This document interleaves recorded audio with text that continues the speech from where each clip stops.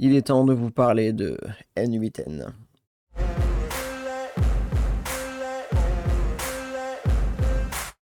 Bonjour à tous. Alors pour ceux qui me suivent depuis un petit moment, vous avez déjà dû entendre que j'évoquais un outil qui s'appelle N8N, dont je ne vous ai pas encore parlé, mais il est temps, je pense, de le faire. Alors N8N, qu'est-ce que c'est? C'est un outil d'automatisation, si on fait court, qu'on va pouvoir connecter à tout un tas d'intégrations pour réaliser différentes tâches à votre place. Donner un peu d'intelligence dans certains traitements pour essayer de faire court. N8N a l'avantage d'être gratuit à condition que vous l'hébergez sur votre propre serveur. Donc, le cas échéant, il y a une tarification qui s'applique si vous souhaitez prendre des offres cloud. Toutefois, il y a bien une version Community Edition qui va nécessiter de vous auto-héberger. Ok. Donc, pour déjà réaliser cette première étape, vous avez deux possibilités.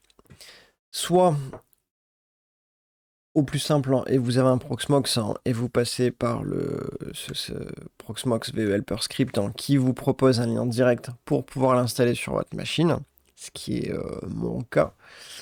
Je vous zoome un petit peu, s'il veut bien. Hop. Et vous voyez qu'il est ici. Vous avez une petite vision des ressources que ça peut prendre. Donc moi, ça tourne sur 2 cœurs avec 2 Go de RAM. Config de base. Vous voyez que ça consomme en réalité pas tant que ça. Et la charge va surtout dépendre du nombre d'automatisations que vous avez et de ce qu'elles sont amenées à réaliser. Plus vous en avez, plus vous allez prendre en ressources. Moi, j'en ai 4-5 qui tournent là ponctuellement. Vous voyez que ça prend pas grand-chose. Donc, possibilité 1, vous l'installez sur Proxmox via l'URL qui va bien. Vous la copiez, vous la mettez dans la shell ici et vous allez pouvoir faire l'installation. Possibilité 1. Possibilité 2, vous avez la possibilité de le mettre dans un Docker et d'utiliser notamment Docker Compose pour que ça soit plus simple. Donc, vous avez une doc qui vous explique un petit peu comment faire et le Docker Compose file que vous pouvez utiliser. Alors, il est conséquent puisque c'est lié à du trafic. Il y a tout un tas de choses que vous n'avez peut-être pas besoin. Ça dépend encore une fois de l'utilité que vous en avez. Dans mon cas, j'utilise les deux. Donc j'ai cette version ici, mais j'ai aussi installé ça pour un ami à moi qui voulait tester.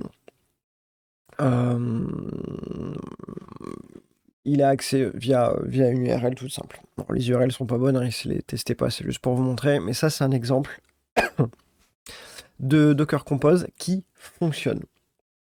Donc qui est forcément beaucoup plus court que toute cette partie-là. Mais encore une fois, j'insiste, ça dépend vraiment de votre besoin, du degré de sécurité que vous voulez, de l'infrastructure que vous pouvez avoir. Mais on va dire que pour faire du test simple, lambda, en tant que particulier, bah voilà, vous pouvez avoir quelque chose qui ressemble à ça. Ça fonctionnera très bien. Si vous n'avez pas de nom de domaine, vous mettez votre localhost ou voilà, l'adresse IP sur laquelle vous êtes. Ça fonctionnera bien en local. Il n'y a pas besoin forcément de déployer ça sur Internet. Ça se fait très bien aussi en local. Tout cela étant dit, si on reprend un petit peu de nouveau cette partie-là, pour N8N, vous avez tout un tas de possibilités de connexion qui va s'offrir à vous. Si j'essaye de vous en trouver quelques-uns, on va faire comme ça parce que je sais où elles sont. C'est les intégrations. Hop. Tac, voilà, ça va plus vite à trouver. Et donc ça, c'est une partie là des intégrations qui sont disponibles. On entend par intégration des services que vous pouvez connecter à votre N8N pour réaliser encore une fois différentes tâches.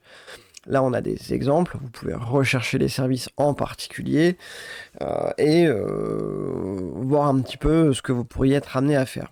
Alors, on prend un exemple tout simple que j'ai vu passer juste là, Discord par exemple, que moi-même j'utilise pour les notifications dans mon Discord quand je fais une nouvelle vidéo.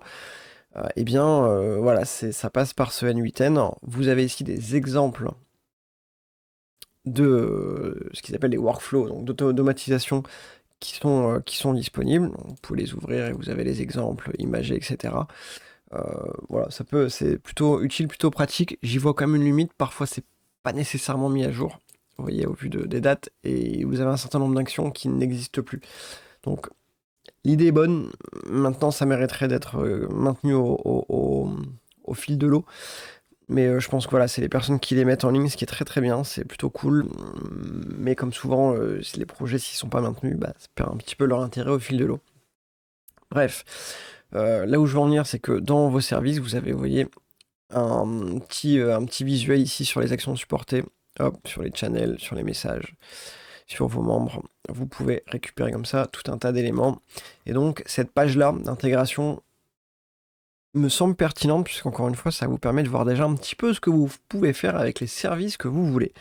J'ai pu vous parler il n'y a pas longtemps de Baserow. Eh bien, vous allez pouvoir voir que là-dedans, on peut y faire aussi tout un tas de trucs. On peut y faire tout un tas de trucs. Là, vous avez la partie Discord, la partie Baserow. Voilà, on peut écrire, on peut créer, supprimer, récupérer un des ensembles, faire de l'update. Eh bien, ma foi, peut être amplement suffisant. Si vous souhaitez faire autre chose, du SQL par exemple, hop, tac, il me l'a mis ici. Vous pouvez exécuter des requêtes, faire l'insert, de l'update et du delete. Bref, tout ça pour vous dire que n'hésitez pas à les regarder dans les intégrations. Ça sera le mieux de tout, mais c'est plutôt vaste. Ça peut demander certaines réflexions sur des manières de faire. Néanmoins, vous devriez quand même retrouver globalement votre bonheur là-dedans. Et on peut même faire de l'HTTP request pour les plus aventuriers. Bon, il veut pas que je clique, s'il veut je clique dessus. Et ça peut vous permettre de faire notamment de l'appel avec des API et compagnie. Donc ça peut être plutôt puissant comme petite fonction. Maintenant, si je vous montre un petit peu à quoi ça peut ressembler quand même, je pense que c'est le mieux de tout. Un exemple simple, je pense, à comprendre, c'est là, j'ai un exemple ici, RSS Gotify. Gotify, c'est un outil qui permet de me faire des alertes. C'est une sorte de client léger pour m'envoyer un petit peu de data qui se présente hop, comme ceci. Vous voyez, c'est plutôt basique, mais ça vous permet de, voilà, bref, de vous notifier d'un certain nombre de tâches. Aller plus loin, c'est pas très important. Mais j'utilise ça beaucoup sur mon mobile, qui est connecté à ma montre, comme ça je vois des notifs entre deux. Et c'est auto-hébergé. Vous savez que j'aime beaucoup ça. Ça n'appartient qu'à moi et j'auto-héberge absolument tout. Donc ici un exemple simple. En termes de fonctionnement, tout débute à chaque fois par un petit éclair, ce qu'ils appellent un trigger. Déclencheur en français. Et ces triggers, vous allez en avoir de différentes natures. Ici, pour vous donner un exemple simple, ce sont des flux RSS que je vais interroger. Ça se présente comme ceci, toutes les 30 minutes, tu vas interroger ce feed-là. Ce feed, donc qui récupère un tas d'éléments là-dedans, hop. Eh bien, dès qu'il y a une nouveauté, c'est tout l'intérêt des flux RSS, eh bien, hop, il m'enverra sur mon Gotify un certain nombre d'infos que je lui aurais mentionné. Tu me crées un message en mettant dans le message ce contenu-là pour ce titre-là. Si je lance le test, hop, il va m'envoyer un retour. Et dans mon Gotify, tac, tac, tac, vous voyez qu'il va me mettre un élément. Parce que là, je l'ai lancé manuellement. Donc, je me notifie tout seul. Ça peut vous servir de test. Vous y mettez ce que vous voulez à l'intérieur. Ça, c'est ce qui est plutôt bien. Et vous allez comme ça glisser, déposer le contenu que vous souhaitez mettre à l'intérieur de vos messages. Donc ça, c'est un exemple simple, bateau, mais qui vous permet de visualiser déjà un petit peu ce que vous pouvez y faire. Et facilement, eh bien, quand il y a des nouveautés pertinentes, ça vous permet de le savoir. C'est un exemple parmi tant d'autres. Pour les vidéos, le Discord et les petites notifs que je pousse en automatique, vous avez un job par exemple qui est ici. J'appelle job. Utiliser les bons termes, un workflow. Tout ça, ce sont des workflows, globalement. Et vous voyez que pour la partie Discord, eh bien, ça va aller checker mon flux RSS de ma chaîne YouTube. Derrière, je vérifie, j'écris dans une base de données au fur et à mesure, et je vais lui demander d'aller lire quelle est ma dernière vidéo que j'ai pu sortir. Je compare ça avec le nom de la vidéo qu'il a détecté comme nouveauté. J'écris ça. Si la vidéo est bien différente de la dernière, alors j'avance, je passe mon chemin. J'écris donc une nouvelle ligne dans ma base de données pour lui dire voici ma nouvelle vidéo, et je notifie ça dans Discord et dans mon Gotify pour avoir une double notification. Mais c'est par exemple cette automatisation là qui vous pouvez visualiser dans le Discord si vous y êtes. N'hésitez pas à nous rejoindre, encore une fois, c'est des questions, c'est plus facile de vous répondre de cette manière là. Et donc c'est quelque chose qui automatise la publication. J'ai pas besoin d'y passer, ça tourne tout seul, et j'ai pas d'éléments à aller faire moi de mon côté, à récupérer, écrire un petit post manuellement, etc. Ça serait pas très long, mais dans l'idée, ça peut se faire tout seul. Et ça, on peut l'imaginer de différentes manières. Dans ce que j'ai pu tester, par exemple, j'avais connecté ça à un Microsoft SQL, fonctionne très bien. On a quelques fonctions d'IA dont on parle beaucoup sur YouTube. Pourquoi pas, tout dépend des cas d'usage. Aujourd'hui, ouais, j'ai juste testé vite fait pour être curieux, mais j'y vois pas d'intérêt majeur dans mon cas. Là, dans les tout derniers que j'ai pu tester, un GitHub release pour idem me notifier en bout de chaîne si on a des nouvelles releases qui sont sorties sur certains softs que j'utilise pour pouvoir me mettre à jour et être informé des nouveautés. On peut imaginer tout un tas de traitements, et quand vous créez un workflow, donc la première chose qu'il vous demande, c'est un trigger. Soit vous le lancez à la main quand on a un événement qui se passe prévu sur différents créneaux temps, avec un appel de webhook, avec un formulaire. Bref, il peut y avoir tout un tas de choses qui rentrent en ligne de compte. Et dans les déclencheurs, eh bien, vous pouvez voilà, aller chercher, ça c'est toutes les applications qui sont dispo par exemple. Vous voyez que ça en fait une belle tartine quand même de disponible. Recherchez ce que vous avez besoin. Mais dans l'idée, voilà, après il faut juste connecter vos comptes. Enfin, il faut juste... Vous avez les documentations qui peuvent être très utiles quand vous souhaitez connecter des comptes. Néanmoins, vous voyez que la liste est plutôt longue, c'est plutôt important dans l'idée. Mais vous pouvez connecter ça à tout un tas de trucs. Vous voyez, quand vous avez un nouveau paiement PayPal, par exemple, donc là, il faudra lier votre compte PayPal, eh bien, vous pourrez vous notifier ou faire X actions par derrière ça. Voilà, ça peut être vraiment très très vaste. On va pas passer beaucoup de temps dessus puisque la liste est vraiment longue. Mais pour chacun de ces services, vous pouvez dire pour telle activité, voilà, tout ce qui est avec un éclair, c'est vos déclencheurs, et tout ce qui est en dessous, c'est les actions que vous pouvez réaliser en natif dans l'application que vous sélectionnez.